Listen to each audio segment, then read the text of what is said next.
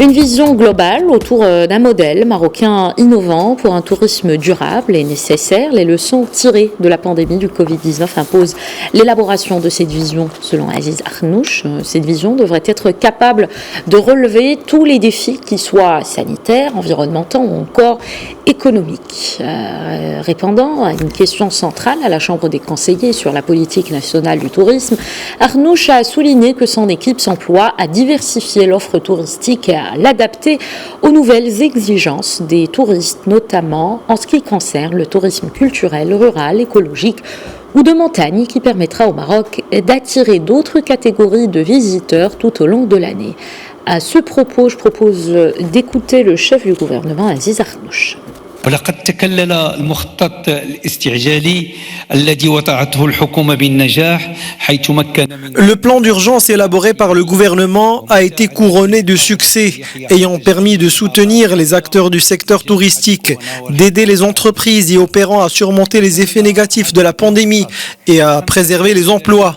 Le plan d'urgence pour le soutien du tourisme comporte 5 mesures phares: le prolongement du versement de l'indemnité forfaitaire, le report des charges dues à la CNSS pendant 6 mois, l'établissement d'un moratoire relatif aux échéances bancaires, la prise en charge par l'État pendant 2 ans de la taxe professionnelle due par les hôteliers et enfin l'octroi d'une subvention de l'État au secteur de l'hôtellerie pour un montant global de 1 milliard de dirhams.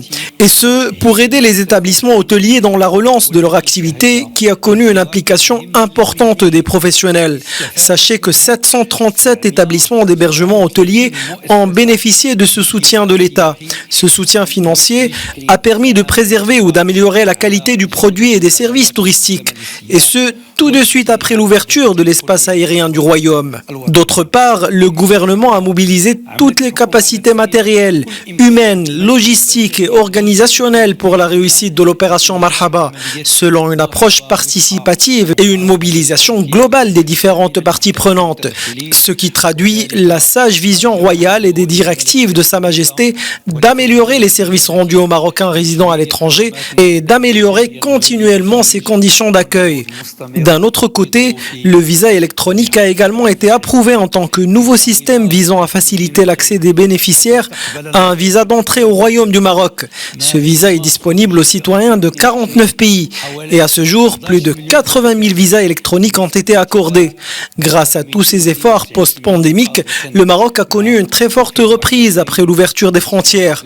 Entre mars et décembre 2022, le Maroc a accueilli environ 11 millions de touristes, avec une augmentation de plus de 192% par rapport à 2022 et de plus 391% par rapport à 2020.